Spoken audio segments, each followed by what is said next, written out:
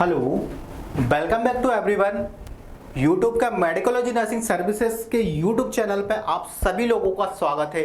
जैसा कि आप सभी लोगों को पता है कि हम हाल ही में आपके लिए प्रीवियसली ईयर के जो क्वेश्चन पेपर है उसको सोल्व करवा रहे हैं और इसमें से बहुत सारे कुछ इंपॉर्टेंट जो क्वेश्चंस बनते हैं वो आपसे आने वाले अपकमिंग 25 तारीख के 25 नवंबर को एग्जाम जो होने वाला है उसमें आपसे पूछे जाने वाले हैं। तो उसी के रिगार्डिंग का हमारा ये अपडेट रहने वाला है, आज का हमारा क्लास रहने वाला है। तो प्लीज़ इस क्लास को ज़्यादा से ज़्यादा बच्चों तक शेयर करिएगा, अपने फ्रेंड सर्कल में ज़रूर शेयर करिएगा ताकि इस क्लास का बेनिफिट सभी स्टूडेंट्स को अच्छे से मिल पाए और सब अच्छे से पढ़ पाए और अच्छे से समझ पाए कि which type of question of asking in coming the group 5 staff nurse exam upcoming exam 25 नवंबर। ठीक है, तो चलिए शुरू करते हैं बिना किसी टाइम डिले के कि क्या क्वेश्चन है, कैसे आंसर आते हैं, कैसे क्वेश्चंस आते हैं वो हम यहाँ पे समझते हैं। ठीक है, तो जो जब अभी तक यदि हमारा किसी ने वीडियो प्रीवियसली जो ईयर के जितने भी हमने वीडियो बनाए हैं वो नहीं देखे हैं तो जाइएगा यूट्यूब पे, फ्री ऑफ कॉस्ट में आपको सारी चीजें देखने को मिल जाएगी। व्यापम की अभी तक हमने 10 से 12 क्लासेस आपके लिए कंडक्ट करवा दी हैं, जाइएगा और आप वीडियो को देख लीजिएगा और चैनल को क्या करिएगा जरूर सब्सक्राइब कर लीजिएगा ताकि आपको क्या है अपडेशन मिलता रहे किसी भी वैकेंसी का, ऐसी इंपॉर्टेंट क्लासेस का, आपको क्या नोटिफिकेशन और ऐसी इंपॉर्टेंट क्लासेस आपसे मिस ना हो। तो वीडियो को और हमारे चैनल को जरूर सब्सक्राइब कर लीजिएगा। बिना किसी टाइम डिले के शुरू करते हैं हमारे क्वेश्चन की ओर। तो जो सबसे पहला क्वेश्चन फ्रेंड्स आपसे पूछा गया हुआ है, The repeated involuntary or intentional passes of the feces in the inappropriate place is called। क्या बोला हुआ है कि the repeated involuntary or intentional passes of the feces in the inappropriate place is called। तो उसको क्या बोला जाता है? मतलब आपका involuntary हो रहा है, intentional passing, जस्ट वेट करिएगा चेंज कर लेते हैं। हाँ, गुड गुड गुड, ठीक है। क्या लिखा हुआ है आप देख पा रहे होंगे कि क्या लिखा हुआ है, लिखा हुआ है in intentional passes of the faeces urine involuntary faeces हो। तो उसको क्या बोला जाता है, उसको हम बोला जाता है एनकोरोसिस बोला जाता है। ठीक है, क्या बोला जाता है उसको हम बोलते हैं एनकोरोसिस बोला जाता है। फीसेस के लिए बात हो रहा है इसलिए क्या बोला जाता है उसको एनकोरोसिस बोला जाता है। भाई बात करो यदि मैं कि ये फीसेस के लिए ना देके आपसे क्या पूछ लिया जाता है, यूरिन का पूछ लिया जाता, तो इसके लिए यूरिन के लिए आपको ये ऑप्शन राइट होने वाला था। ठीक है, आपके लिए राइट कौन सा ऑप्शन होने वाला था, तो एनयूरेसिस हम यूरिन के लिए बोलते हैं कि आपका यूरिन इनइंटेंसली पास हो जाता है। ठीक है, उसके क्या बोला जाता है, उसको एन्यूरेसिस बोला जाता है। सोम्बा एम्बुलिज्म क्या बोला जाता है, तो सोम्बा एम्बुलिज्म क्या देखने को मिलता है, नींद में चलना। मतलब कोई भी व्यक्ति है वो क्या करेगा, नींद में चलेगा तो उसको क्या बोला जाता है, नींद में चलता है। ठीक है, स्लीप वॉकिंग बोलते हैं इसको, स्लीप वॉकिंग। ठीक है, सोमना एम्बुलिज्म को क्या बोला जाता है, तो स्लीप वॉकिंग बोला जाता है। हर एक वर्ड को, हर एक सेंटेंस को इसलिए बता रहा हूं कि एग्जाम के पॉइंट ऑफ व्यू से देखें तो हो सकता है ऐसा क्वेश्चन ना देखे, आपसे कुछ और पूछ लिया जाता है। इनमें से यदि ये क्वेश्चन पूछ लिया, ये पूछ लिया, तो आपको क्या है इन चीजों का पता होना ही चाहिए क्योंकि क्वेश्चन पेपर ऐसा होता है, रिपीट होता है बट 100% नहीं होता है ना। तो 100% नहीं होता, डेट मीन्स कि 10 से 5% रिपीट क्वेश्चन आपको देखने को मिलेंगे। तो उसके रिगार्डिंग कुछ पॉइंट्स हैं वो यहाँ पे कवर कर रहा हूँ। ठीक है, बात करते हैं नेक्स्ट का कि नेक्स्ट क्या देने वाला है। तो नेक्स्ट क्वेश्चन क्या पूछा था आपसे, जैसा आप देख पा रहे होंगे कि nursing intervention for a patient with the constipation is. यदि किसी पेशेंट को कॉन्स्टिपेशन हो गया है तो एज अ नर्सिंग ऑफिसर्स आपका क्या रिस्पॉन्सिबिलिटी रहेगा, वहां पे आपका क्या एक्शन रहेगा। ठीक है, सबसे पहला क्या लिखा हुआ है, एनकरेज सीरियल और the whole grain in the diet. मतलब क्या है, इनसे बोला है कि आप डाइट में आपका क्या इंकरेज करिएगा, सीरियल और डाइट्स वगैरह का करिएगा, एनकरेज करिएगा। तो ये राइट आंसर है, बिल्कुल सही है, आप सही देख रहे हो। Urge for the forceful defecation, तो हम उनको नहीं कर सकते, ये टोटली रॉन्ग है। अर्ज फॉर फोर्सफुल मतलब ये नहीं बोलेंगे ना कि हम उनको कि आप इंक्रीज करिएगा, कॉन्स्टिपेशन हो रहा है इंक्रीज करिएगा, तो ये नहीं बोलेंगे। ठीक है, ये ऐसा नहीं होता है। ठीक है, उसके लिए ये टोटली क्या पे ये ऑप्शन गलत रहने वाला है। गिव क्या लिखा हुआ है, गिव प्रून जूस विद क्या लिखा हुआ है, नॉन कार्बोहाइड्रेट ड्रिंक, तो ऐसा भी नहीं करेंगे अपन, ये भी टोटली गलत। लिमिट इनटेक और रफेज, तो ये भी टोटली गलत है। यदि किसी पेशेंट को, आप नर्सिंग ऑफिसर हो, आपको पता होना चाहिए कि कॉन्स्टिपेशन का मतलब ये होता है कि जो आपका स्टूल है वो हार्ड हो जाता है और पास आउट करने में बहुत ज्यादा प्रॉब्लम होता है।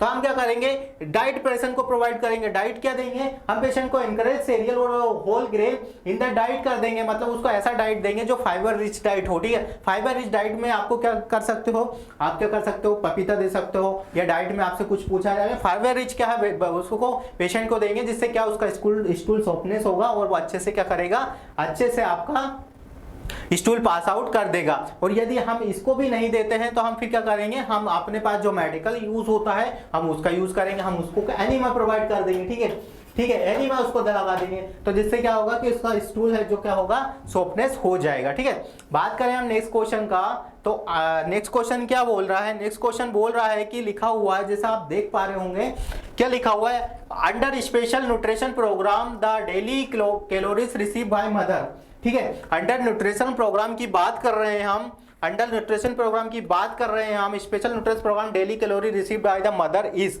मदर का मतलब है, यदि आपसे पूछा है, देखो क्वेश्चन में क्वेश्चन समझना बहुत ज्यादा इंपॉर्टेंट होता है, हार्ड स्टडी करना और एक स्मार्ट स्टडी करना वो बहुत अलग अलग होता है, आप स्मार्ट स्टडी करिएगा, ठीक है, क्वेश्चन को अच्छे से समझिएगा। यहां से पूछा है आपसे मदर, मदर का मतलब है, मदर का बात करूं तो उन्होंने पूछा आपसे लेक्टेशन का पूछा है, क्या पूछा है, लेक्टेशन का पूछा है। जब मदर आपसे बच्चे को क्या करवाती है, ब्रेस्ट फीडिंग करवाती है, क्या करवाती है, ब्रेस्ट फीडिंग करवाती है, वो यहाँ पे कंडीशन उन्होंने पूछी है आपसे, क्या पूछा है, ब्रेस्ट फीडिंग का यहाँ पे कंडीशन पूछा है, ठीक है। यदि क्वेश्चन में आपसे यहाँ पे कोई चीजें मेंशन नहीं करते, यदि मदर ना लिखा हुआ होता तो आप क्या करते, आप एक अडल्ट का जितना रिक्वायरमेंट होता है वो यहाँ पे पुट करते।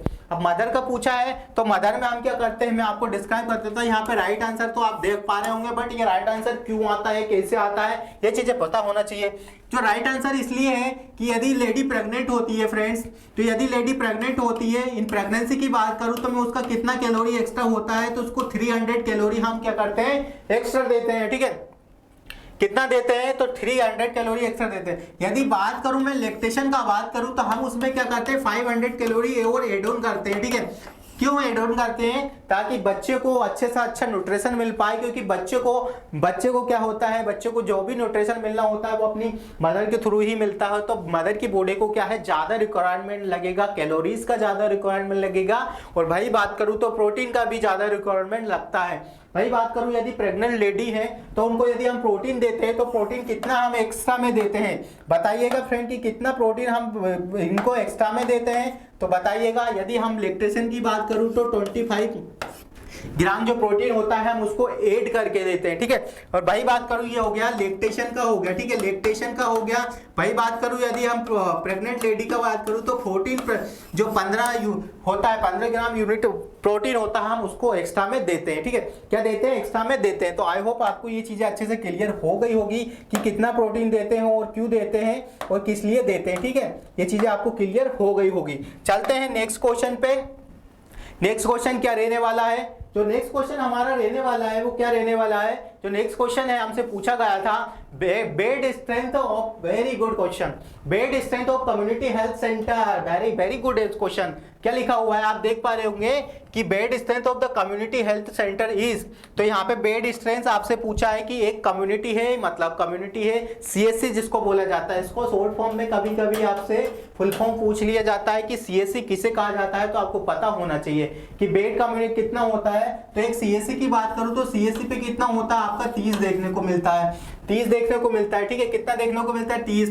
और यदि सीएससी ना देके आपसे क्या पूछा जाए, यदि सब सेंटर का पूछ लिया जाए, ठीक है, सब सेंटर का पूछ लिया जाए, जहां पे आप में से कुछ सीएचओस होंगे वो जो सब सेंटर पे वर्क कर रहे होंगे अभी हाल ही में प्रेजेंट में, तो वहां पे कितना बेड होता है, तो वहां पे उनको अच्छे से पता होगा कि वहां पे अपना 2 बेड होता है, ठीक है, कितना बेड होता है, 2 होता है, ठीक है। यदि बात करें आपसे पीएससी का पूछ लिया जाए, पीएससी के बारे में जानते होंगे ना, प्राइमरी हेल्थ सेंटर, पीएससी का यदि बात किया जाए तो 4 to 6 बेड आपको यहाँ पे देखने को मिलता है, अकॉर्डिंग टू पीएससी रहता है, ये डिपेंड करता है कि वहां पे पर मंथ आपका डिलीवरी केसेस कितना आ रहा है कितना नहीं आ रहा है, तो उसको उस कैटेगरी में क्या करते हैं, डिवाइडेड कर देते हैं, तो उससे आपका बेड का स्ट्रेंथ बढ़ जाता है या बेड का स्ट्रेंथ क्या होता है, कम हो जाता है। तो ये चीजें आपको समझ में आना चाहिए। और सीएससी को ही क्या बोलते हैं, तो सीएससी को ही फ्रेंड्स हम बोला जाता है फर्स्ट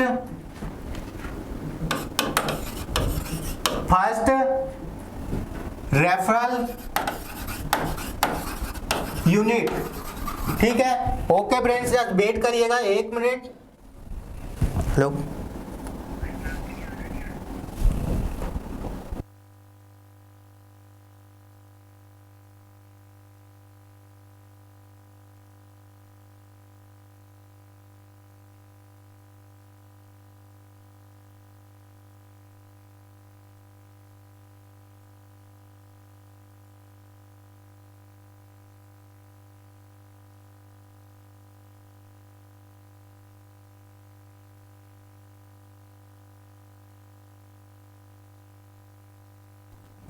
सो फ्रेंड्स, इसको क्या बोला जाता है? तो इसको फर्स्ट रेफरल यूनिट बोलते हैं। कभी कभी क्वेश्चन आपसे एग्जाम में पूछ लिया जाता है कि किसको हम फर्स्ट रेफरल यूनिट बोलते हैं, तो आपको ये चीजें पता होना चाहिए कि फर्स्ट रेफरल यूनिट किसे बोला जाता है। तो सीएससी को ही फर्स्ट रेफरल यूनिट बोला जाता है। सीएससी के रिगार्डिंग यदि मैं और बात करूं कि सीएससी में आपसे क्या पूछा जाता है, तो सीएससी में आपसे क्या पूछा जाता है कि यहाँ पे कितने वर्कर काम करते हैं, कितने डॉक्टर्स काम करते हैं, कितने स्टाफ नर्स काम करती है। तो स्टाफ नर्स का आई थिंक बता देता हूं कि यहाँ पे 7 आपसे स्टाफ नर्स पूछा जाता है। ठीक है, तो कुछ यहाँ पे एडिशनल पॉइंट है वो कवर किए हैं। आगे चलते हैं, आगे क्या क्वेश्चन पूछा गया है आपसे। ठीक है, क्वेश्चन पढ़िएगा, अच्छे से पढ़िएगा। The nurse documents which one of the following typical clinical manifestation of a patient with the pyelonephritis. ठीक है, क्या लिखा होगा कि पाइलोनेफ्राइटिस। अब पाइलोनेफ्राइटिस का आपसे पूछा गया हुआ है, थोड़ा सा वो बाबू करते हैं, बिल्कुल गुड। ठीक है, अब बात करते हैं कि क्या होता है पाइलोनेफ्राइटिस। ठीक है, पाइलोनेफ्राइटिस क्या होता है, तो ये क्या है, तो आपको क्या है समझना है, वर्ड को अच्छे से समझना है कि पाइलोनेफ्राइटिस क्या होता है। ठीक है, नेफ्राइटिस का मतलब होता है इन्फ्लामेशन हो जाना। आइटिस लगा हुआ है तो आप समझ पाते हो कि बॉडी की उस पार्ट में पर्टिकुलर जो दिया गया उस पार्ट में क्या हो रखा है, इन्फ्लामेशन आपको देखने को मिल रहा है। तो भाई इसका जो राइट आंसर क्या देखने को मिला था आपको, तो राइट आंसर है fever with the chills and the flank pain. क्या देखने को मिले था? फीवर होगा, आपको चिल होगा और फ्लैंक पेन देखने को मिलेगा। अब फ्लैंक पेन क्यों देखने को मिलेगा, तो मैं वही बात करूं, हमारा किडनी, ठीक है, ये प्रॉब्लम आपके किडनी से रिलेटेड है। तो किडनी में जो पेन होता है वो आपको क्या देखने को मिलता है, फ्लैंक रीजन में देखने को मिलता है। पाइलोनेफ्राइटिस लिखा हुआ है, मतलब आपके नेफ्रॉन में देखने को कंडीशन हो गई है, इन्फ्लामेशन हो गई है, जिसकी वजह से आपको किडनी में पेन देखने को मिलता है। जो हमारा किडनी होता है वो कहाँ पे आपको सिचुएटेड होता है, T12 से लेके तो L3 कहाँ देखने को मिलता है। जो किडनी होता है आपको T12 से लेके तो L3 की पोजीशन में देखने को मिलता है। भाई आप बात करो, जो किडनी होता है वो हमारा ये आपका वो वर्टिब्रल कॉलम है और यहाँ से ऐसे आपको रिब्स देखने को मिलता है। क्या देखने को मिलता है, ऐसा रिब्स देखने को मिलता है। और जो पेन होता है वो हमारे इस रीजन में होता है, जो फ्लैंक पेन होता है वो इस रीजन में देखने को मिलता है। अब इस रीजन को क्या बोला जाता है, तो इसको रीजन को बोला जाता है कोस्टोवर्टिब्रल रीजन। ठीक है, क्या बोला जाता है, कोस्टो वर्टिब्रल रीजन बोला जाता है। और इसी रीजन में पेन होता है तो उसी को बोलते हैं फ्लैंक पेन। अंडरस्टैंड, ये आपको समझ में आया होगा, अंडरस्टैंड समझ में आया होगा, क्योंकि क्वेश्चन के साथ एडिशनल पॉइंट बताना बहुत जरूरी है, क्योंकि आपको क्वेश्चन तो पूछा ही है, साथ में और चीजें क्या होती है वो भी पता होना चाहिए। ठीक है, suprapubic pain with the frequency of the urination, इसको नहीं होता है, ये आपकी कंडीशन नहीं देखने को मिलती है। Pain in the NC burning point in the anuria हो जाता है। एन्यूरिया क्या होता है, अब्सेंस ऑफ द यूरिन देखने को मिलता है। Oliguria in the fever, oliguria क्या होता है फ्रेंड्स, आपको पता होना चाहिए। ओलिगोयूरिया मतलब होता है आपका जो यूरिन का जो अमाउंट है वो आपको कम देखने को मिलेगा। भाई बात करो यदि पोलिगोयूरिया होता है तो आपका अमाउंट ज्यादा देखने को मिलता। चलते हैं नेक्स्ट क्वेश्चन का बात करते हैं हम। नेक्स्ट क्वेश्चन क्या रहने वाला है, लिखा हुआ है the appropriate size of the cannula the nurse choose to administer blood product of traumatic patient would be. Very good question, हर बार एग्जाम में पूछे जाने वाला एग्जामिनर का फेवरेट क्वेश्चन है ये। ओके, बात करें हम नेक्स्ट क्वेश्चन का। लिखा हुआ है कि आप यदि कोई किसी का है कि क्या ट्रॉमा हो जाता है किसी पेशेंट को, तो उसका फेवरेबल जो ज्यादा से ज्यादा अमाउंट में हम उस पेशेंट को डिलीवर कर पाए, क्या कर पाए, nurse choose the admission blood product for the blood transfer करने के लिए कौन सा कैनुला यूज करते हैं।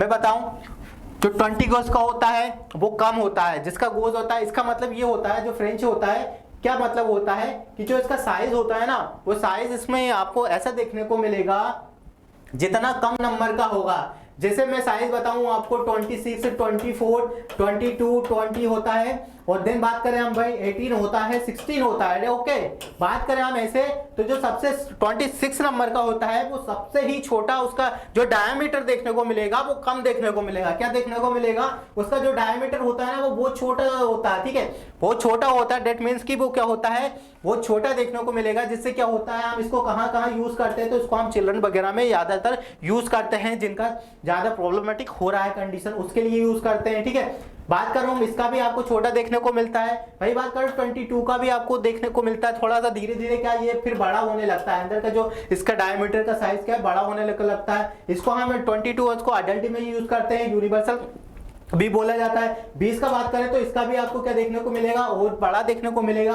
18 का बात करें तो 18 भी आपको और बड़ा का साइज देखने को मिलेगा, और 16 का बात करूं तो 16 भी और बड़ा देखने को मिलेगा। बट ऑप्शन के अकॉर्डिंग यदि हम जाते हैं तो हमारे ऑप्शन में दोस्तों क्या है, 16 ऑप्शन है ही नहीं। 16 ऑप्शन नहीं है तो हमको क्या करना है, ऑप्शन के रिगार्डिंग जो ऑप्शन के नियरेस्ट जो होता है, क्या होता है ऑप्शन के रिगार्डिंग, जैसे 14 लिखा है। अब यदि हम 20 का भी देंगे तो वही राइट आंसर नहीं होने वाला है, 22 का देंगे तो भी टोटली रॉन्ग होने वाला है, और 24 का देंगे तो टोटली रॉन्ग होने वाला है। जो राइट आंसर वो आपका 14 रहने वाला है, क्योंकि हमें है ना ऑप्शन के अकॉर्डिंग जाना है, आपने पढ़ के क्या रखा है और आपसे एग्जाम में क्या पूछा है। यदि आप एग्जाम में अच्छे से अच्छा पुट कर देते हो, अच्छा जो एग्जामिनर पूछना चाहता है वो यदि पुट कर दिया तो आपको कोई नहीं रोक सकता, ठीक है। वही चीजें होती है। अब बहुत सारे स्टूडेंट इसमें गलती कर देते हैं, बोलते हैं हमने तो ये पढ़ा था, ब्लड प्रोडक्ट में ये देते हैं, जब ब्लड ट्रांसफर करते हैं तो 18 और 16 का देते हैं, तो वो नहीं होगा तो आपके क्वेश्चन छोड़ के आ जाओगे क्या, ऐसा नहीं है ना। क्वेश्चन तो आपको करना पड़ेगा। क्वेश्चन करने के लिए हमें क्वेश्चन अंडरस्टैंड करना है और नियर वैल्यू को देखना है, ठीक है। इससे पहले भी ये चीजें काफी इंपॉर्टेंट आपके लिए होने वाली है।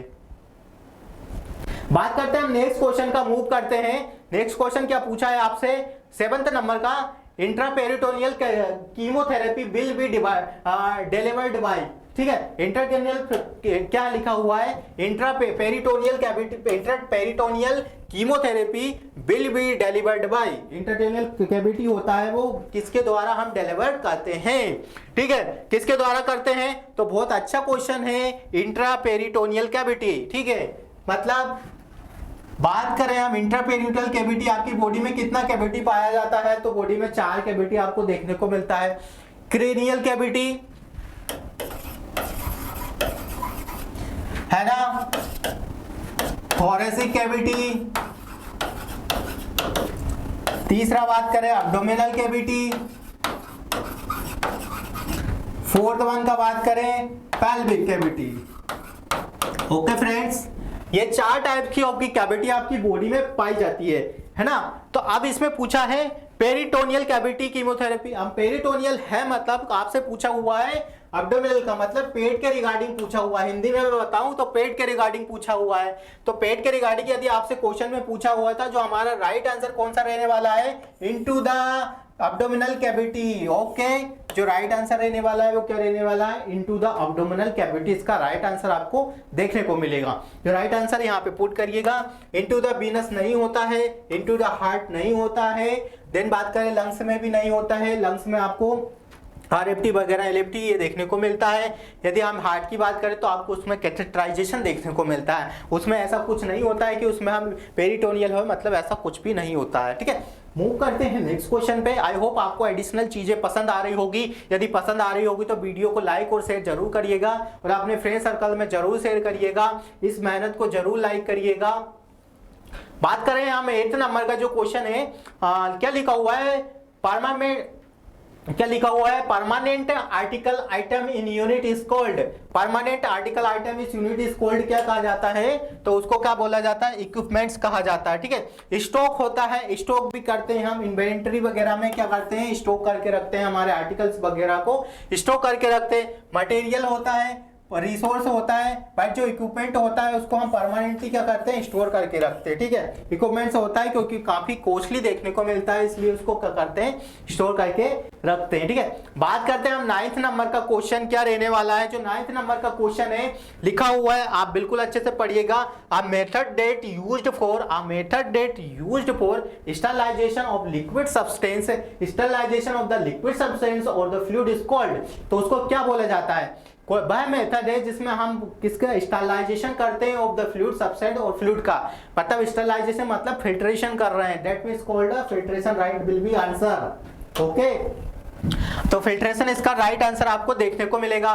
बॉइलिंग क्या होता है, बॉइलिंग आपको बहुत अच्छे से पता है कि हम किसी भी चीज को क्या करते हैं, बॉइल करते हैं, हीटअप करते हैं ना, बॉइलिंग, क्या करते हैं, हीटअप करते हैं, बॉइलिंग करते हैं। इसमें आपको अलग अलग टाइप्स के आपके बॉइलिंग देखने को मिल जाती है। पास्चराइजेशन देखा होगा आपने, पास्चराइजेशन आपसे पूछा जाता है, उसमें बॉइलिंग देखने को मिल जाती है। अलग अलग टाइप से आपका बॉइलिंग इसमें आता है। तो जो माइक्रोबायोलॉजी के रिगार्डिंग आपका जो पोर्शन में एमपी व्यापम को दिया है उसमें आपको माइक्रोबायोलॉजी भी आने वाला है। तो बी केयरफुल, अच्छे से माइक्रोबायोलॉजी भी पढ़ के जाइएगा। उसमें आपको बॉइलिंग के रिगार्डिंग क्वेश्चन पूछा था, पास्चराइजेशन भी पूछा जाएगा, कितने डिग्री पे आपको बॉइलिंग करते हैं, कितने डिग्री के बिलो 100 डिग्री करते हैं या आपसे बिलो अबव द 100 डिग्री करते हैं, ये सारी चीजें पढ़ के जाइएगा। ओके, बात करें हम नेक्स्ट का, नेक्स्ट क्या रहने वाला है। तो रेडिएशन आपको अच्छे से पता होगा कि रेडिएशन में हम रेडिएशन करते हैं, मतलब हम मोस्टली जो रेडिएशन होता है हमारा हम कैंसर पेशेंट के लिए करते हैं। ठीक है, रेडिएशन का यहाँ पे कोई नहीं पड़ता है। ऑटोक्लेव का मतलब क्या होता है, ऑटोक्लेव का आपको अच्छे से पता है कि ऑटोक्लेव हम करते हैं। ठीक है, क्या करते हैं, ऑटोक्लेव करते हैं। ऑटोक्लेव के लिए हम ड्राई हीट करते हैं, मॉइस्ट हीट करते हैं। कैसे करते हैं वो सारी चीजें पढ़िएगा। ड्राई, इसमें क्या आता है, ड्राई आता है, मॉइस्ट आता है, ऑटोक्लेविंग आता है। कितने डिग्री पे करते हैं, डिग्री फ्रेंड्स इसलिए बता रहा हूं कि इंपॉर्टेंट है। डिग्री पूछते हैं, टाइम पूछते हैं, ठीक है, टाइम पूछेंगे आपसे, डिग्री पूछेंगे, कितने समय के लिए करते हैं, और पर्टिकुलर का इंस्ट्रूमेंट और पर्टिकुलर आइटम को कौन से ऑटोक्लेव में हम यूज करते हैं। तो वो ये चीजें पढ़ के जाइएगा। ओके, मूव करते हैं नेक्स्ट क्वेश्चन पे। नेक्स्ट क्वेश्चन हमारा क्या रहने वाला है, 10th नंबर का आज का हमारा क्वेश्चन रहने वाला है। ठीक है, नेक्स्ट क्वेश्चन क्या रहने वाला है, नेक्स्ट क्वेश्चन का यदि बात करूं मैं तो क्वेश्चन नंबर 10 पर लिखा हुआ है, आप पढ़ पाएंगे। Which part of the nursing process include the statement of the clients actual और द पोटेंशियल प्रॉब्लम। मतलब नर्सिंग का कौन सा प्लानिंग है कि nursing part of the nursing process include the statement of the clients actual और the potential problem. हम कब फाइंड आउट कर सकते हैं कि पेशेंट को क्या प्रॉब्लम हो रहा है क्या नहीं हो रहा है। ये सारी चीजें किस में आ रही है, यदि आपने पढ़ के रखा होगा अच्छा तो आप बता पाएंगे कि सारी चीजें किस में आती है। नर्सिंग डायग्नोसिस है, असेसमेंट है, इम्प्लांटेशन है, इवोल्यूशन है। तो फ्रेंड्स हम एक्चुअल प्रॉब्लम कब पता कर पाते हैं, तो ये नर्सिंग केयर प्लान आपने सुन के रखा होगा ना, नर्सिंग केयर प्लान बनाया भी होगा बहुत सारे फ्रेंड्स लोगों ने, तो किसी और का देख देख के बहुत बनाया भी होगा। एग्जाम जब आप हॉस्पिटल में ड्यूटी करते हैं, खासकर फर्स्ट ईयर की बात कर रहा हूं मैं, ठीक है, उन लोगों ने तो बहुत ऐसे कॉपी पेस्ट भी किया होगा। ठीक है, तो यही चीज है कि उसमें हम जब बनाते हैं ना, आपने देखा होगा कि सब्जेक्टिव डाटा लेते हैं, हम ऑब्जेक्टिव डाटा लेते हैं, फिर उसके बाद क्या करते हैं हम, उसके बाद एक सॉरी उसके बाद आप हमें एक डायग्नोसिस बनाते हैं पेशेंट का। पेशेंट क्या बोल रहा है, पेशेंट क्या बोल रहा है, उसको हम क्या बोलते हैं, सब्जेक्टिव डाटा बोलते हैं, और हम क्या ऑब्जर्व कर रहे हैं हम उसको क्या बोलते हैं, ऑब्जेक्टिव डाटा बोलते हैं। ठीक है, वो चीजें भी आपको रखना है। एग्जाम में कभी कभी उनके क्या है आपसे टर्म पूछ लिए जाते हैं, तो उसमें नर्सिंग डायग्नोसिस में हम फाइंड आउट करते हैं कि पेशेंट का एक्चुअल प्रॉब्लम क्या है। ठीक है, पता लगाते हैं कि फिर उसके एविडेंस बेस्ड पे, एविडेंस बेस्ड होता है, ठीक है, एविडेंस बेस्ड होता है, उसमें हम पता लगाते हैं, देन उसके बाद हम फर्दर करते हैं, असेसमेंट करते हैं, इम्प्लांटेशन करते हैं, देन इवोल्यूशन करते हैं, फिर पता लगाते हैं कि पेशेंट का इंप्रूवमेंट हुआ या नहीं हुआ, या फर्दर इसको फिर कुछ ऐड ऑन करना है। ठीक है, नेक्स्ट क्वेश्चन का बात करें हम, जो नेक्स्ट क्वेश्चन रहने वाला है 11th नंबर का क्वेश्चन है फ्रेंड्स, पढ़िएगा क्या लिखा हुआ है। What is the type of the specimen that has to be sent to the laboratory immediately. I think ये क्वेश्चन हो गया है। तो जो लेबोरेटरी में हम स्टूल होता है उसको इमीडिएटली कर देते हैं। यूरिन का आपको पता ही है कि यूरिन को 24 आवर्स तक हम प्रिजर्व करके रख सकते हैं। ठीक है, ये क्वेश्चन भी आप पढ़ लेते हैं, फिर इसके बाद देखते हैं कि क्या क्वेश्चन आने वाला है। तो in the rural setting community health centre is service to population of, कितने पॉपुलेशन पर एक कम्युनिटी सेंटर डेवलप होता है, कितनी पॉपुलेशन को वो कवर करके रखता है, भाई पूछा है। तो इसका जो राइट आंसर है वो तो आप बता पाओगे फ्रेंड्स, इजीली बता पाओगे, क्योंकि यहाँ पे राइट आंसर दिखा हुआ है, ग्रीन से आपको दिख जाएगा। Okay, no problem. तो बट बात करूं मैं यदि कि जो 80-20 है ये क्यों होता है, और यदि आपसे पर्टिकुलर यदि पूछा जाता, मैं बताऊं आपको, यदि यहाँ पे आपसे कंडीशन दे देते हैं कि कौन सा कंडीशन देते हैं, हिली एरिया दे देते हैं या प्लेन एरिया दे देते हैं, तो अब मेरे को आप बताइए कि इसमें आपके लिए राइट आंसर कौन सा रहने वाला है, बताइए। तो इसमें जो राइट आंसर है, यदि हम हिली एरिया का बात करें तो इसमें पॉपुलेशन आपका कम हो जाएगा। इसमें आपका कितना 80,000 पॉपुलेशन हो जाएगा। और यदि प्लेन एरिया की बात करता हूं तो आपका 1,20,000 तक देखने को मिलता है। तो ऐसे क्वेश्चन पढ़िएगा ताकि आपको चीजें अच्छे से समझ में आए। कभी कभी क्वेश्चन में आपसे ऐसी चीजें पूछ लिया जाता है क्योंकि हिली एरिया में पॉसिबिलिटी कम होती है हर चीज का, यहाँ पे फैसिलिटी आपको ज्यादा देखने को मिल जाती है। ठीक है, कम्युनिटी हेल्थ सेंटर जैसा अभी मैंने बताया था कि कितने उस पर करता है, तो ये एक ब्लॉक लेवल पे होता है। ब्लॉक लेवल का मतलब होता है कि ब्लॉक का लेवल का मतलब क्या होता है, मैं आपको यह भी बता देता हूं कि ये कम्युनिटी जो सेंटर होता है वो आपके ब्लॉक लेवल पे देखने को मिलता है। कहां देखने को मिलता है फ्रेंड्स, तो ये ब्लॉक लेवल पे आपको देखने को मिलता है।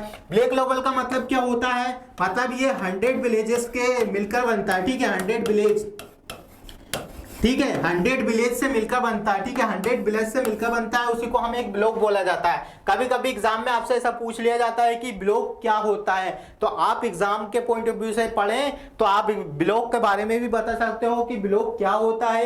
एक जो ब्लॉक होता है वो 100 गांव या 100 विलेज से मिलकर बना हुआ होता है, उसको ब्लॉक बोलते हैं। और एक जो हमारा कम्युनिटी होता है, कम्युनिटी भी आपका क्या देखने को मिलता है, आपका 100 गांव 100 विलेजेस या 80,000 से 1,20,000 की पॉपुलेशन पे आपको कम्युनिटी हेल्थ सेंटर आपको डेवलप को देखने को मिलता है। ठीक है, ये चीजें आपको अंडरस्टैंड करना चाहिए कि कितने लेवल पे होता है, कितना पॉपुलेशन होता है और इसके अंडर में कितना पीएससी आता है और कितना सीएससी आता है, ये चीजें आपको अंडरस्टैंड होना चाहिए। कम्युनिटी हेल्थ नर्सिंग का पोर्शन भी इसमें कंप्लीट आने वाला है। ठीक है, बात करें हम नेक्स्ट क्वेश्चन का, the colour code of initiative IMNCI treatment at in the out patient health facility.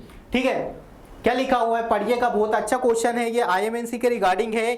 IMNC के क्वेश्चन आपसे पूछा जाता है कि IMNC के रिगार्डिंग का क्वेश्चन क्या है।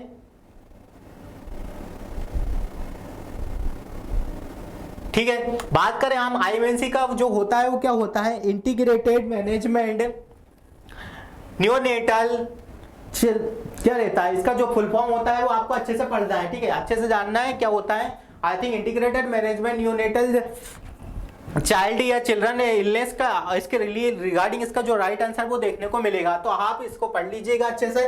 जो इसका राइट आंसर है वो येलो रहता। एक पेशेंट स्वास्थ्य सुविधा में INC में उपचार शुरू करने के लिए रंग कोड है। स्वास्थ्य मतलब उसको नीड है। ठीक है, नीड है मतलब उसको स्वास्थ्य के लिए नीड रहती है। ठीक है, जो पिंक और क्या होता है, रेड होता है, रेड मतलब अर्जेंट होता है, ग्रीन मतलब होता है कि आप घर वापस जा सकते हो यदि कोई आपके पास आता है। खासकर कम्युनिटी लेवल में ये चीजें ज्यादा देखने को मिलती है। ठीक है, बात करें नेक्स्ट क्वेश्चन का, नेक्स्ट क्वेश्चन क्या, और इसके रिगार्डिंग एक और चीज है, कुछ पॉइंट है आपको इसके ईयर्स भी कब आया था कब नहीं आया था, वो ईयर भी आपको अच्छे से मेंशन करना है और अच्छे से पढ़ के जाना है। कभी कभी आपसे एग्जाम में ईयर भी पूछ लिए जाते हैं तो आपको अच्छे से बता सकते हो। बात करें हम नेक्स्ट का, extra cellular fluid in the human body is composed of all the following aspect. तो जो एक्स्ट्रा सेलुलर फ्लूइड होता है वो हमारा कौन कौन सा होता है और कौन कौन सा नहीं होता है। ठीक है, तो बात करूं, एक ग्लूकोज होता है हमारा, लिम्फ होता है या ब्लड होता है, सेरिब्रोस्पाइनल फ्लूइड होता है। ठीक है, तो बात करें हम, ग्लूकोज हमारा नहीं होता। ठीक है, एक्सेप्ट, ध्यान देने वाली बात तो यही है ना, क्वेश्चन में ध्यान देने वाली बात यही है कि आपसे पूछा क्या है, एक्सेप्ट पूछा है। एक्सेप्ट नहीं देते तो आप इसमें कुछ भी मार्क कर सकते थे, बट यहाँ पे ग्लूकोज रहने वाला है। लिम्फ एंड इंटेस्टिनल फ्लूइड होता है, बिल्कुल होता है हमारी बॉडी में। ब्लड प्लाज्मा बिल्कुल होता है, सेरिब्रोस्पाइनल फ्लूइड बिल्कुल होता है, बट हमारा ग्लूकोज कोई फ्लूइड थोड़ी नहीं होता है। ठीक है, ये हमारी बॉडी में नहीं होता, हमको जब हम डाइट लेते हैं हमें डाइट से हमको प्रोवाइड होता है। ठीक है, तो यही चीजें यहाँ पे पूछा गया हुआ है। नेक्स्ट क्वेश्चन का बात करें, आई थिंक ये क्वेश्चन हमारे रिपीटेड हो रहे हैं, तो रिपीट हो रहा है दैट मीन्स कि हमें स्किप करना चाहिए, तो हम इसको थोड़ा स्किप करते हैं।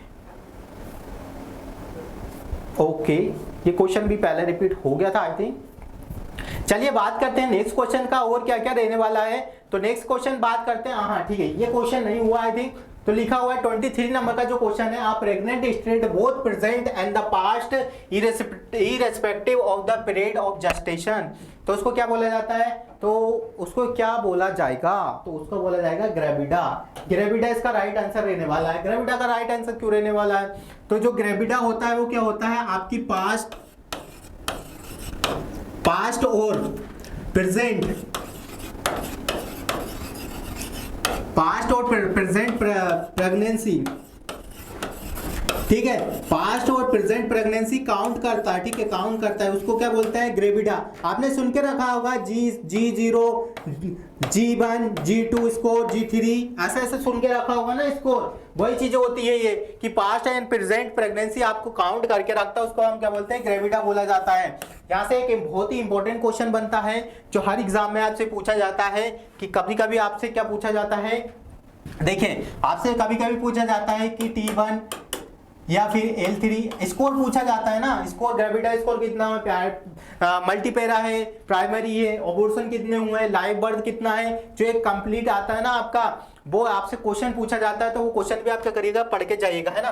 पार्चुरेंट का मतलब क्या होता है, what you understand by the parturient, बताइए। तो पार्चुरेंट का जो मतलब होता है ना friends, by lady of women, those women who giving birth in the labor room, ठीक है, वह लेडी जो लेबर रूम में बर्थ दे रही है या बेबी को, चाइल्ड को बर्थ हो रहा है, उसको पार्चुरेंट बोला जाता है, ठीक है। पार्चुरेंट उसी को बोला जाता है जो लेडी मतलब आपकी ओटी या जहां पे भी आपका डिलीवरी रूम होता है वहां पे बच्चे को क्या कर रही है, चाइल्ड बर्थ करवा रही है, उसको क्या बोला जाता है, लेबर में ही होता है, तो उसको पार्चुरेंट बोला जाता है। परप्यूरिया क्या होता है, पैराइटी क्या होता है, प्रायोरिटी होता है प्राइमरी, ठीक है। पैराइटी वुमेन सुन के रखा होगा ना कि भाई लेडी जो मतलब कि प्रेग्नेंट नहीं हुई है उसका क्या बोला जाता है, प्रायोरिटी बोला जाता है। पहली बार प्रेग्नेंट हो रही है इसलिए उसको क्या बोला जाएगा, प्रायोरिटी बोला जाएगा, फर्स्ट टाइम, ठीक है, अंडरस्टैंड। चलते हैं, इससे आगे बढ़ते हैं, आगे क्वेश्चन क्या रहने वाला है। आगे जो हमारा क्वेश्चन देखने को मिलेगा, सब्लिमेशन हो गया, ये क्वेश्चन सेप्ट डेल्टोइड रीजन हो गया, आई थिंक ये क्वेश्चन हो गया हमारा, ये वाला भी क्वेश्चन आपके लिए रोल प्ले हो गया। मूव करते हैं नेक्स्ट क्वेश्चन पे, वेरी फास्ट मूव करते हैं ताकि आपका टाइम खराब ना हो, क्योंकि आपका एग्जाम 25 तारीख को ही होने वाला है। यदि एग्जाम पे आप अच्छे से फोकस नहीं करेंगे तो फिर आप स्टडी नहीं कर पाएंगे। स्टडी पे ज्यादा आपको स्ट्रेस नहीं देना है, बिल्कुल बहुत अच्छे से स्टडी करना है, फ्री ऑफ स्टडी करना है, फ्री ऑफ टेंशन से स्टडी करना है, स्ट्रेस नहीं लेना है, ठीक है। स्ट्रेस लेंगे ना फ्रेंड्स तो आपको स्टडी करने में बिल्कुल भी मजा नहीं आएगा, ठीक है। आप ज्यादा स्ट्रेस ले लेंगे तो आपका क्या है कि कंसंट्रेशन पावर भी हट जाएगा, ठीक है। बात करते हैं, हमारा नेक्स्ट क्वेश्चन आने ही वाला है, ठीक है। तो जो हमारा नेक्स्ट क्वेश्चन देखने को मिलेगा वो कौन सा देखने को मिलेगा आपको, तो बात करते हैं नेक्स्ट क्वेश्चन क्या वाला है, जो 25 नंबर हो गए हैं, यहाँ से बी पोर्शन स्टार्ट हो गया, ठीक है। वेरी गुड, आ गया हमारा नेक्स्ट क्वेश्चन जो नर्सिंग से रिगार्डिंग है, वो जो क्या रहने वाला है, तो नर्सिंग के रिगार्डिंग जो हमारा क्वेश्चन आपको देखने को मिलेगा, क्वेश्चन नंबर 1 है, the white discharge from the newborn nipple is called, very good, very very very good. जो क्वेश्चन है बहुत ही ज्यादा अच्छा है कि जो वाइट डिस्चार्ज होता है, हम बोल सकते हो कि वुमेन की बात कर रहे हैं, जब बेबी चाइल्ड बर्थ होता है तो जो उनके निप्पल से क्या होता है, एक वाइट सिक्रेशन आपका देखा होगा आपने, यदि आप एज अ मदर होंगे तो आपने देखा होगा कि जो बिच मिल्क उसको कहा जाता है, बिच मिल्क कहा जाता है, ठीक है। ये बिच मिल्क कुछ समय के लिए रहता है, फिर उसके बाद यहाँ पे डिसअपियर आपको देखने को मिल जाता है, ठीक है। ट्रांजिशनल मिल्क किसे कहा जाता है, और फोर मिल्क किसे कहा जाता है, हिंड मिल्क किसे कहा जाता है, ठीक है। ये अच्छे से आपको पढ़ना है, ट्रांजिशनल मिल्क, फोर मिल्क या हिंड मिल्क किसे कहा जाता है। तो इसमें कुछ कुछ जो मिल्क होते हैं वो आपकी भूख को, सैटिस्फाई को डेवलप करते हैं, हंगर को सेटिस्फाई करते हैं, जब बच्चा रोता है तो हंगर को सेटिस्फाई करता है। तो यही चीजें यहाँ पे पूछी गई है कि आपसे इसके पॉइंट पूछे जाएंगे, कभी कभी आपसे हिंड मिल्क का पूछ लिया जाएगा, आपसे फोर मिल्क का पूछ लिया जाएगा कि कौन सा जो फोर मिल्क होता है या हिंड मिल्क होता है वो आपसे भूख को सेटिस्फाई करता है या उसको सेटिस्फाई करता है। तो कम से कम आपको ब्रेस्ट फीडिंग के रिगार्डिंग जो भी क्वेश्चन बनेंगे वो आपको रोंग करके नहीं आना है, ठीक है। ब्रेस्ट फीडिंग कितना होना चाहिए, तो ब्रेस्ट फीडिंग यदि मैं बात करूं, यदि नॉर्मल डिलीवरी हुआ है तो विथिन 30 मिनट्स में हमको ब्रेस्ट फीडिंग दे देना है, ठीक है। यदि सी सेक्शन हुआ है, सिजेरियन डिलीवरी हुआ है, तो आप वेट कर सकते हो 1 आवर टू 4 आवर्स के बीच में आपको इसको दे देना होता है, ठीक है। बात करें हम नेक्स्ट क्वेश्चन का, जो हमारा नेक्स्ट क्वेश्चन देखने को मिलेगा क्या रहने वाला है, तो नेक्स्ट क्वेश्चन का बात करें, द ओडिपस कॉम्प्लेक्स इज ओकर इन द फेलिक स्टेज होता है, ओडिफ्लस, वेरी गुड, ये क्वेश्चन बहुत ही अच्छा है, ये क्वेश्चन आपसे आने वाले एग्जाम में भी पूछा जाएगा, क्योंकि मैं सिलेबस में आपको एक चीज बता देता हूं कि सिलेबस में आपको दिया रखा कि बिहेवियर ऑफ द चाइल्ड, मतलब आप सिलेबस के अकॉर्डिंग पढ़ो ना तो ये क्वेश्चन आपका रिपीट हो सकता है। क्या लिखा हुआ है कि द ओडिपस कॉन्फ्लिक्ट ओकर रहता है, कौन सा स्टेज होता है जो आपने पढ़ के रखा होगा, psycho analytic theory, psycho sexual development theory, तो उसी के रिगार्डिंग का ये क्वेश्चन रहने वाला है। हमारा जो क्वेश्चन है वो राइट आंसर तो आपको दिख गया होगा कि उसको हम क्या बोलते हैं, फेलिक स्टेज कहा जाता है। ठीक है, क्या कहा जाता है, फेलिक स्टेज कहा जाता है। अब मैं इसको बताऊं, जो ये स्टेज दी थी इसको क्या बोला जाता है, तो ये किसने दी थी, मैं आपको इंपॉर्टेंट पॉइंट बता रहा हूं, प्लीज नोट डाउन करिएगा। ठीक है, जो ओडिपस और कॉम्प्लेक्स स्टेज है इसको क्या बोला जाता है, तो इसको डेवलपमेंट, क्या बोला जाता है, development of the psycho sexual. ठीक है, अब बात करूं मैं साइको सेक्सुअल थ्योरी किसने दिया था, तो ये साइको सेक्सुअल थ्योरी दिया था सिगमंड फ्लूड ने दिया था। ठीक है, सिगमंड फ्लूड ने इसको साइकोसेक्सुअल थ्योरी दिया था। ठीक है, यदि आपको father of the psychosexual theory का पूछा जाता है तो सिगमंड फ्लूड आपको बताना है। ठीक है, सिगमंड फ्लूड है, यहाँ पे आपका राइट आंसर रहने वाला है। यदि साइकोसेक्सुअल थ्योरी का बात किया जाए तो सिगमंड फ्लूड आपको देखने को मिलेगा। अब भाई यदि मैं बात करूं आपसे, एक और जो बच्चों का हमेशा कंफ्यूजन में बना रहता है कि साइकोसोशल थ्योरी किसने दिया था, तो इरिक इरिक्सन ने दिया था। साइकोसोशल थ्योरी किसने दिया था, तो वो इरिक इरिक्सन ने दिया था। इरिक इरिक्सन ने आपको क्या दिया था, साइकोसोशल थ्योरी दिया था। क्या दिया था, साइकोसोशल थ्योरी आपका किसने दिया था, तो साइकोसोशल थ्योरी देने वाले उसके पापा बोले जाए या father of the psychosocial theory, तो उसको क्या बोला जाता है, इरिक इरिक्सन, उसको father of the social psycho theory बोला जाता है। अब डेवलपमेंट स्टेज का हम बात कर लेते हैं कि जो डेवलपमेंट स्टेज है वो क्या क्या रहने वाली है, तो इसमें है ना बच्चे का जो डेवलपमेंट होता है सबसे पहले क्या होता है, oral stage. Okay friends, oral stage होता है। ठीक है, ओरल स्टेज कब से कब तक देखने को मिलता है, तो कभी कभी क्या होता है आपसे मंथ पूछ लिया जाता है, तो 0 to 18 मंथ। ध्यान देने वाली बात है, ध्यान दीजिएगा कि ओरल स्टेज कौन सा होता है, तो जो ओरल स्टेज होता है वो आपका क्या देखने को मिलता है, 0 to 18 मंथ आपको देखने को मिलता है, उसे ओरल स्टेज कहा जाता है। जो बच्चा होता है हमारा, जो बच्चा होता है, जो न्यूनेट होता है, ओरल स्टेज होता है, उसमें क्या होता है कि वो जो ग्रेटिफिकेशन जब ब्रेस्ट फीडिंग करता है या ब्रेस्ट को सक करता है तो उसको क्या है, ग्रेटिफिकेशन या सेटिस्फेक्शन मिलता है अपने टूवर्ड्स द, जब वो निप्पल को सक करता है अपने माउथ में तो उसको क्या है, ग्रेटिफिकेशन मिलता है, जिसको हम क्या बोलते हैं, ओरल स्टेज बोला जाता है। ये सारे साइकोसेक्सुअल थ्योरी के, सेक्सुअल थ्योरी के अंदर में आ रहे हैं, इसलिए जो उसको ग्रेटिफिकेशन मिलता है उसको ओरल स्टेज में मिलता है। बात करें हम नेक्स्ट स्टेज का, जो नेक्स्ट स्टेज रहने वाली है भाई, ये पूछा हुआ है फेलिक स्टेज। ठीक है, द ओडिपस फेलिक स्टेज नहीं है, सॉरी, ये हमारा थर्ड स्टेज में आएगा। ये बात करें हम सेकंड स्टेज का, तो सेकंड स्टेज कौन सा आएगा, एनल स्टेज। ओके, आपने सुन के रखा होगा एनल स्टेज। ठीक है, इसमें बच्चा क्या करता है, जो एनल स्टेज होती है ना वो आपके 18 मंथ से लेके तो 36 मंथ तक देखने को मिलती है। ठीक है, 36 मंथ तक आपको देखने को मिलेगा। अच्छे से ध्यान देना है, अच्छे से ध्यान देना। 18 मंथ से क्या देखने को मिलेगा, 36 मंथ तक देखने को मिलेगा। इसमें बच्चा क्या करता है, आपने देखा होगा जब छोटे बच्चे होते हैं, खासकर जो छोटे बच्चे होते हैं, जब वो पोटी वगैरह के लिए जाते हैं, जब वो स्टूल पास आउट करते हैं तो बहुत देर तक अपने एनल स्फंक्चर को कंट्रोल रिलैक्स करते रहते हैं। और यदि आपने यूरिन पास आउट भी करते हैं, जब भी आपने देखा होगा कि वो लोग उस चीज को देखते हैं, ये चीज क्या है, तो उससे उनको क्या एक क्या बोलते हैं, सेटिस्फेक्शन देखने को मिलता है और उनका क्या होता है, साइकोसेक्सुअल ऐसे उनका क्या है, डेवलपमेंट होता है। तो वही चीज आपको वहां पे देखने को मिलती है। ठीक है, बात करें हम तीसरे का, जो तीसरा रहने वाला है इसको मैं रब कर देता हूं, तीसरे पे चलते हैं क्योंकि तीसरा यहाँ पे रहने वाला है। इसका जो बात करूं, जो फेलिक स्टेज होती है, ठीक है दोस्तों, जो फेलिक स्टेज होती है, फेलिक स्टेज में क्या होता है, आपको दो टाइप्स ऑफ द फेलिक स्टेज देखने को मिलती है। ठीक है, इसको हम क्या बोलते हैं, ओडिपस स्टेज भी कहा जाता है। ठीक है, अब इसमें बात करें, जो ओडिपस स्टेज आपको कब देखने को मिलती है, जो ओडिपस स्टेज होती है कब देखने को मिलेगी, तो जो ओडिपस स्टेज होती है इसमें क्या होता है, इसमें जो बच्चा होता है वो अपना क्या करता है, अपने अपोजिट सेक्स के की तरफ टूवर्ड अट्रैक्ट होता है। ओके,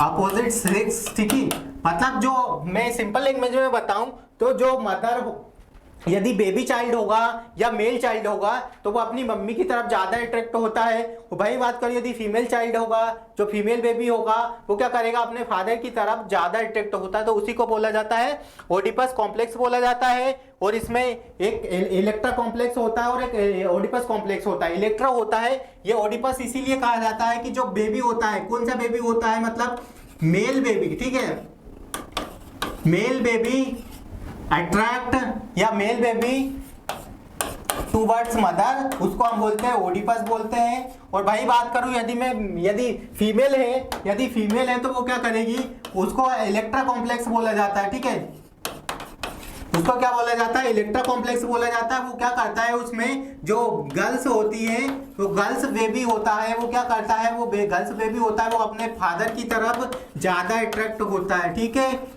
ये नॉर्मल पॉइंट्स है, ये आपको पता होना चाहिए, इसीलिए उसको फेलिक स्टेज बोला जाता है और ये इसको ओडिपस कॉम्प्लेक्स स्टेज बोला है, इसको पेरेंटलहुड स्टेज भी कहा जाता है, ठीक है, अंडरस्टैंड।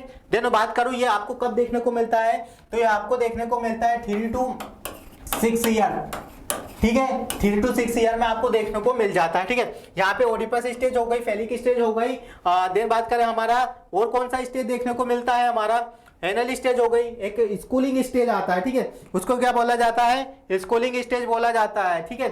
स्कूल स्टेज होता है जिसमें क्या करता है बच्चा आपका इनिशिएटिव स्कूलिंग स्टेज होता है जिसमें बच्चा क्या करता है, आपका स्कूल जाता है, ठीक है। स्कूलिंग जो पीरियड होता है वो क्या देखने को मिलता है, आपका स्कूल जाता है, ठीक है। स्कूल का जो ईयर का देखने को मिलता है आपको 6 से 12 या 11 या 10 साल भी आपको देखने को मिल जाता है, जिसमें बच्चा क्या करता है, जिसमें बच्चा अपने फियर, अपना ग्रुप, अपना फ्रेंड सर्कल को क्रिएट करता है। आपने सुन के रखा होगा, बच्चा अपने ग्रुप फ्रेंड सर्कल में क्या करता है, क्रिएट करता है, वो अपने आइडेंटिटी को जानता है, अपने ग्रुप फ्रेंड सर्कल बनाता है, स्कूल जाता है, कुछ नई चीजें सीखता है, वो उसमें आता है, ठीक है।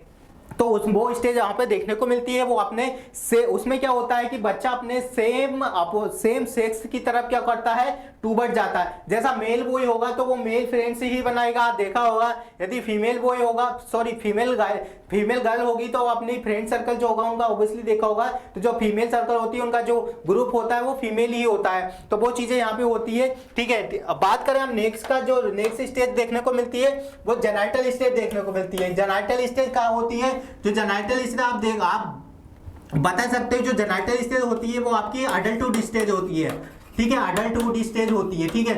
मतलब क्या है, अडल्टहुड स्टेज में आपको क्या कहते हैं, सेकेंडरी सेक्सुअल जो कैरेक्टर्स होते हैं, सेकेंडरी सेक्सुअल कैरेक्टर्स आपके क्या हो जाते हैं, डेवलप्ड हो जाते हैं, ठीक है, ठीक है, डेवलप्ड हो जाते हैं। जिससे क्या होता है, आप क्या करते हैं, आप स्कूलिंग होते हैं जिनमें क्या होता है, फिर से वही सेम चीजें होता है। इसमें क्या करता है, बच्चा डिस्ट्रैक्ट हो जाता है या दूरी बना लेता है अपने सेम सेक्स के प्रति, या अपने फ्रेंड सर्कल से दूरी बना लेता है, और फिर वो क्या करता है, फिर वो अपनी गर्लफ्रेंड या बॉयफ्रेंड तलाशने लग जाता है। एज यू नो, सबको पता होगा कि बच्चा जब इसी स्टेज में आते हैं तो सब लोग क्या करते हैं कि अपने अपोजिट सेक्स की तरफ टूवर्ड अट्रैक्ट होते हैं। तो वही चीज यहाँ पे पूछी जाती है, बच्चा अपने फ्रेंड को छोड़ के, अपने फ्रेंड सर्कल को छोड़ के आपको क्या करता है, अपने यहाँ पे अपनी गर्लफ्रेंड बॉयफ्रेंड क्या करता है, तलाशने लगता है, ठीक है, क्या करता है, अपनी गर्लफ्रेंड बॉयफ्रेंड तलाशने लग जाता है। तो उसी को हम अडल्ट जेनाइटल स्टेज बोलता है, क्योंकि यहाँ पे प्यूबर्टी हो रखी होती है, आपके हार्मोनल चेंजेस आपको देखने को मिलते हैं, इसीलिए इस स्टेज को बोला जाता है। और ये स्टेज 12 से लेके तो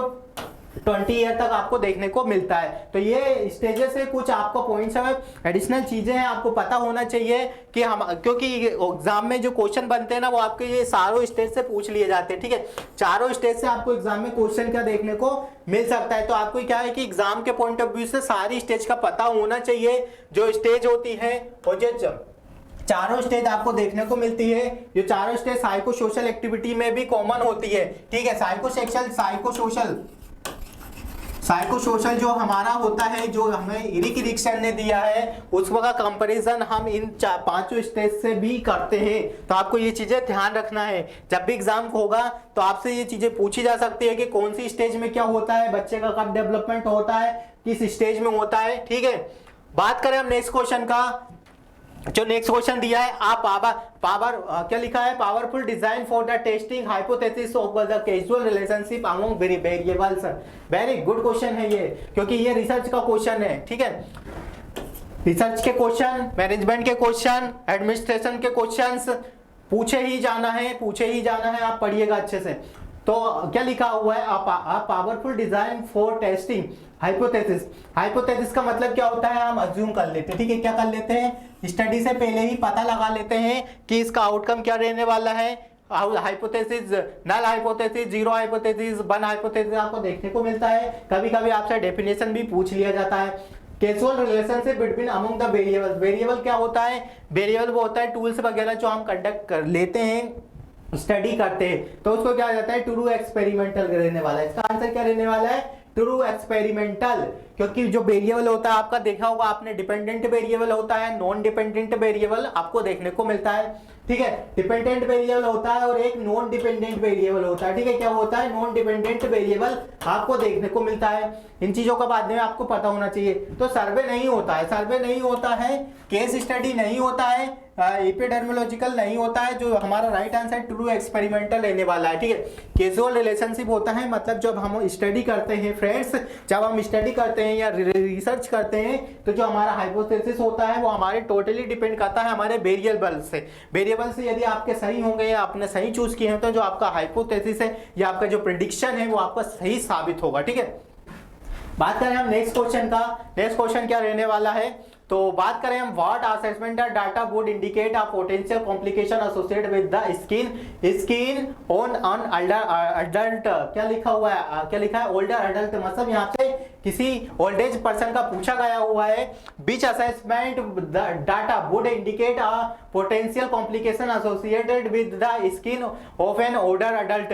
तो क्या पूछा गया है, क्या राइट आंसर रहने वाला है, तो इसका क्रेस्टिंग रहने वाला है, ठीक है। क्या पूछा है आप अच्छे से समझिएगा। आयु के वयस की त्वचा में जुड़ी संवादक जटिलता का उदाहरण है, ठीक है। राइट आंसर आपका कास्टिंग रहने वाला है। Depending of the expression lying on the skin नहीं होता है, थिंकिंग नहीं होता है, thinking and the losing capacity नहीं होता, ठीक है। तो बात करें हम नेक्स्ट क्वेश्चन का, नेक्स्ट क्वेश्चन क्या रहने वाला है, तो 55 क्वेश्चन रहने वाला है। The process of the supplying mid day milk to school childrens to avoid protein energy malnutrition is a example of. बहुत अच्छा क्वेश्चन है, आप अच्छे से ध्यान दीजिएगा। कम्युनिटी लेवल का क्वेश्चन है, कम्युनिटी से रिगार्डिंग बहुत क्वेश्चन पूछे जाते हैं, क्योंकि जो एग्जामिनर है हमारे, वो क्या कर रहे हैं आजकल, कम्युनिटी को ज्यादा प्रेफरेंस दे रहे हैं और उनका फेवरेट टॉपिक भी कम्युनिटी आजकल हो जा रहा है, ठीक है।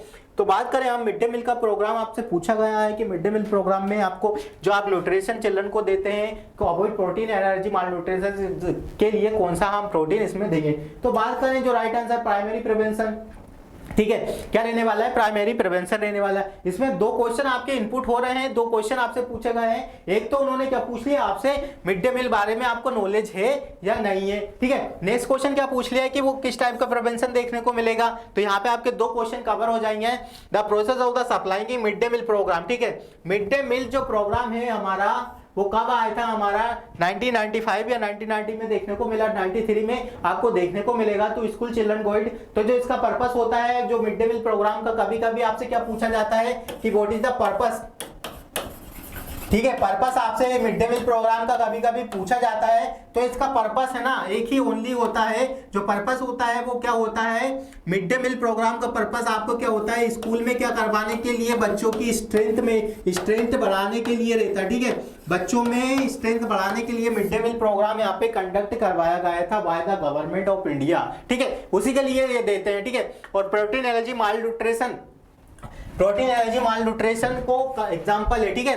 तो यहाँ पे इसका राइट आंसर प्राइमरी प्रिवेंशन है। अब बात करते हैं हम प्रिवेंशन क्या होता है। तो प्रिवेंशन के रिगार्डिंग में मैं आपको बताऊं, तो प्रिवेंशन के रिगार्डिंग में आपसे जो क्वेश्चन पूछे जाते हैं, हर एक एग्जाम की यदि मैं बात करूं तो आपसे प्रिवेंशन रिलेटेड एक क्वेश्चन पूछा ही जाता है। चाहे वो आपसे प्राइमरी प्रिवेंशन का पूछ रहा है, या चाहे आपसे वो सेकेंडरी प्रिवेंशन का पूछ रहा है, या चाहे आपसे वो टर्सरी प्रिवेंशन का पूछ रहा है, बट आपसे प्रिवेंशन के रिगार्डिंग आपसे क्वेश्चन पूछे जाते हैं।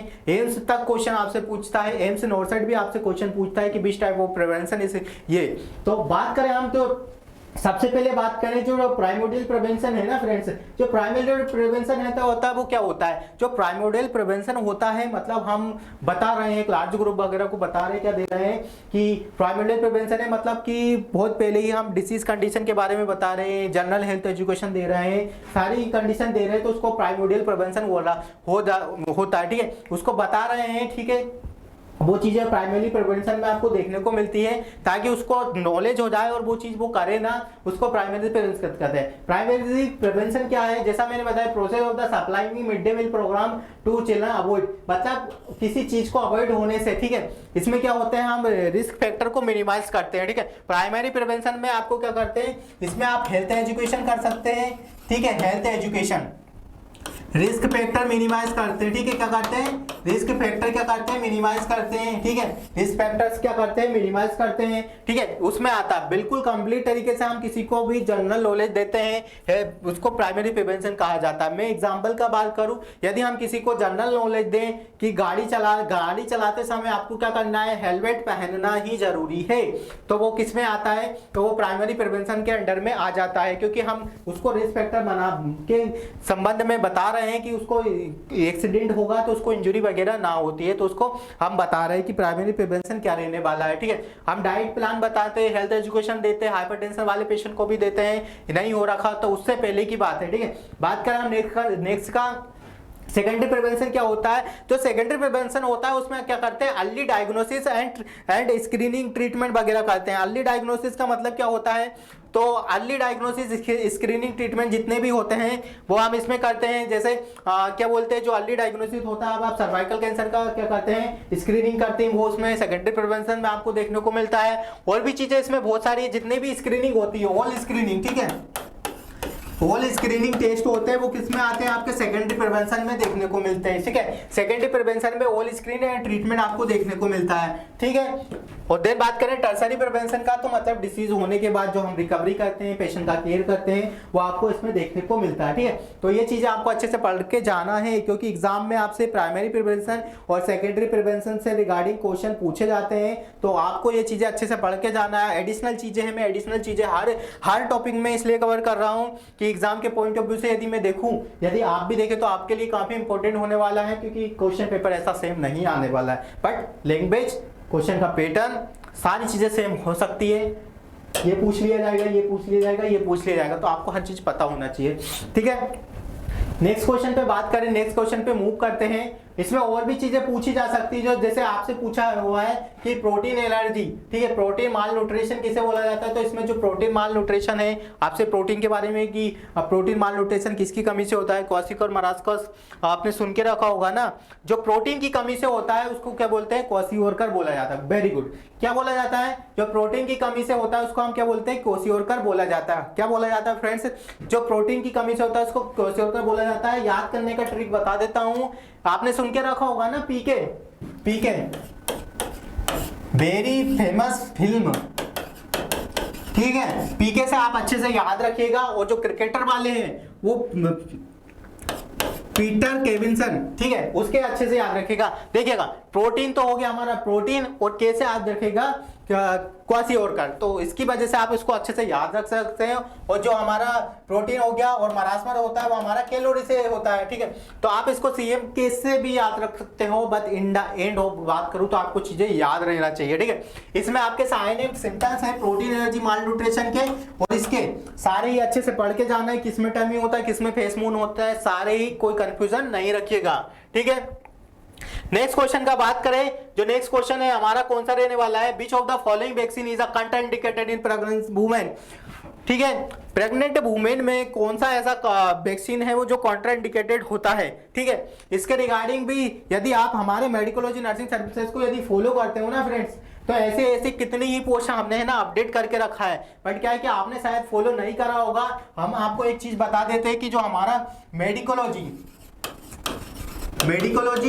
जो हमारा चैनल है, ठीक है, मेडिकोलॉजी हमारा चैनल है फ्रेंड्स, आप यदि उसको देखोगे तो वहां पे हमारा इंस्टाग्राम अकाउंट है, ठीक है, क्या इंस्टाग्राम, आपका इंस्टाग्राम अकाउंट पे मेडिकोलॉजी के हम बताएं तो कितना फैमिली कंप्लीट हो चुका है, तो वहां से 1,24,000 फैमिली हमारा वहां पे कंप्लीट हो गया है। बहुत बड़ा अमाउंट होता है वह कंप्लीट इसीलिए हुआ है क्योंकि हम वहां पे ना ऑल मेडिकल रिलेटेड ऐसा जैसा पोस्ट है, हर तरीके की वहां पे आपको वीडियो देते हैं, हर तरह का पोस्ट देते हैं, एमसीक्यू भी सोल्व करवाते हैं। तो यदि आपने वो नहीं किया तो वो जाइएगा, वो कर लीजिएगा, वहां से भी आपको नॉलेज मिलेगा। मतलब ये है कि आप यदि मेडिकोलॉजी से जुड़ रहे हो तो आपको हर एक सोशल मीडिया पे आपको क्या है कि एजुकेशन रिलेटेड ही चीजें देखने को मिलेगी।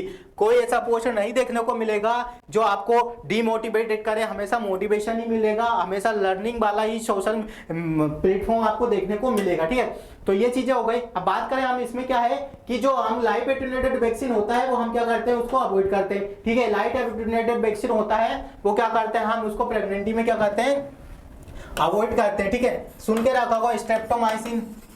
ठीक है, स्ट्रेप्टोमाइसिन होता है वो भी हम क्या करते हैं, प्रेगनेंसी में अवॉइड करते हैं। टॉक्सोइड होता है, एंटीसिरा होता है, कंबाइंड वैक्सीन भी नहीं करते। ठीक है, तो ये इसका राइट आंसर रहने वाला है कि प्रेगनेंसी में क्या करते हैं, हम अवॉइड करते हैं। प्रेगनेंसी में क्या करते हैं, हम अवॉइड करते हैं। तो इसका जो राइट आंसर है वो आपके सामने है, बिल्कुल पुट कर दिएगा। एनेस्थेसिया नहीं होता है, टॉक्सोइड नहीं होता, कंबाइंड वैक्सीन भी नहीं होता है। जो राइट आंसर है वो आपका, हम क्या करते हैं, जो live attenuated, all live attenuated vaccine हम क्या करते हैं, प्रेगनेंसी में क्या करते हैं, अवॉइड करके रखते हैं। ओके, आई होप आपको समझ में आया होगा, क्वेश्चन समझ में आया होगा। ठीक है, बात करें हम सब, ये क्या लिखा हुआ है, जो हमारा नेक्स्ट क्वेश्चन है, लिखा हुआ है beach of the health sector facility, beach of the health sector facility, क्या लिखा हुआ है, beach of the health sector facility grass root level interferes with community. Very good question है, वेरी वेरी गुड क्वेश्चन है ये, क्योंकि ये question आपसे कम्युनिटी से पूछा गया है, मतलब कम्युनिटी के क्वेश्चन है, इसका मतलब ये है कि आपको आना चाहिए। ठीक है, बात करें हम तो इसमें क्या है कि आपसे पूछा गया होगा कि सबसे जो छोटे लेवल, सबसे छोटे लेवल पर कौन सा ऐसा हेल्थ है या हेल्थ सेक्टर है या हेल्थ फैसिलिटी है कि जो सारे लोगों को क्या करती है, हेल्थ सर्विस प्रोवाइड करती है। तो वेरी गुड है, इसमें क्या देखने को मिलेगा आपको, सब सेंटर रहता है। ठीक है, सब सेंटर ही होता है। आजकल सब सेंटर का नाम चेंज कर दिया, सब सेंटर का नाम बदल के क्या कर दिया, सब सेंटर का नाम बदल के हेल्थ एंड वेलनेस सेंटर कर दिया है। ये भी आपको रखना है। सब सेंटर किसके अंडर में आया था, सब सेंटर आयुष्मान भारत के तहत हमारा चल रहा है, 2018 से ये स्टार्ट हुआ है। ये चीज आपको ध्यान रखना है। और बात करूं यदि मैं सब सेंटर का, तो सब सेंटर पे क्या क्या होता है, सब सेंटर पे आपका एक CHO होता है, जिसको हम क्या बोलते हैं, कम्युनिटी हेल्थ ऑफिसर बोलते हैं। कितनी पॉपुलेशन को कवर करके रखता है, तो सब सेंटर का यदि बात करूं मैं तो according to hilly area, travel area, ये डिपेंड करता है। यदि हिली एरिया में है तो वो क्या करेगा, 3000 पॉपुलेशन पे क्या करेगा, कवर करके रखेगा। यदि बात करूं मैं हिली प्लेन एरिया में तो ये 5000 से 6000 की पॉपुलेशन भी कवर कर लेता है। तो इसमें ये चीजें डिफरेंस आपको याद रखना है। सब सेंटर का मैं और बात करूं कि एक सब सेंटर में कितने बेड होते हैं, तो 2 बेड आपको देखने को मिलते हैं। ठीक है, 2 बेड आपको देखने को मिल गया। और क्या क्या होता है सब सेंटर में, तो सब सेंटर की यदि बात करूं मैं तो सब सेंटर का यदि मैं बात करूं तो और क्या क्या चीजें देखने को मिलेगी, तो ये आपके हिली एरिया में, ट्राइबल एरिया में अकॉर्डिंग टू पॉपुलेशन कवर करके रखता है। तो यहां से हो गया, सब सेंटर का हो गया। और मैंने क्या क्या बता दिया आपको, प्राइमरी हेल्थ मैंने बता ही दिया है आपको कि प्राइमरी हेल्थ क्या होता है, कितना पॉपुलेशन कवर करता है। तो प्राइमरी हेल्थ का बताऊं तो 20,000 से तो 30,000 की पॉपुलेशन वो कवर करके रखता है। और भाई बात करूं, ये भी अकॉर्डिंग टू होता है आपके प्लान एरिया और हिली एरिया के अकॉर्डिंग आपको पॉपुलेशन डिवाइडेड होता है। ठीक है, कम्युनिटी हेल्थ सेंटर का मैंने बता दिया आपका कि 80,000 से तो 1 लाख की पॉपुलेशन ये कवर करके रखता है। तो आई होप आपको ये सारी चीजें क्लियर हुई होगी। कम्युनिटी पोर्शन बहुत अच्छे से पढ़ के जाना है, एग्जाम के पॉइंट ऑफ व्यू से देखें तो इंपॉर्टेंट होने वाला है। तो आज का हमारा जो यहाँ पे क्लास था, आज का जो सेशन था वो आपको हम यहीं पे एंड करते हैं। मिलते हैं एक न्यू क्लास में, न्यू क्लास के साथ, न्यू अपडेट के साथ। जब तक बिल्कुल पॉजिटिव होकर पढ़िएगा, बिल्कुल पॉजिटिव रहिएगा और पॉजिटिव एनवायरनमेंट में ही रहना है। ऐसे फ्रेंड सर्कल में नहीं रहना है जहां से आपको डिमोटिवेशन मिले, जहां से आपका मेंटल हेल्थ क्या हो, डिस्टर्ब हो। तो ऐसे सर्कल में नहीं रहना है और एग्जाम का अच्छे से प्रिपरेशन करिएगा। मिलते हैं हम एक न्यू वीडियो में, और वीडियो को लाइक, शेयर और सब्सक्राइब जरूर करिएगा अपने फ्रेंड सर्कल में। ठीक है, इस मेहनत को जरूर लाइक करिएगा। मिलते हैं एक न्यू अपडेट में, जब तक जय हिंद, जय भारत।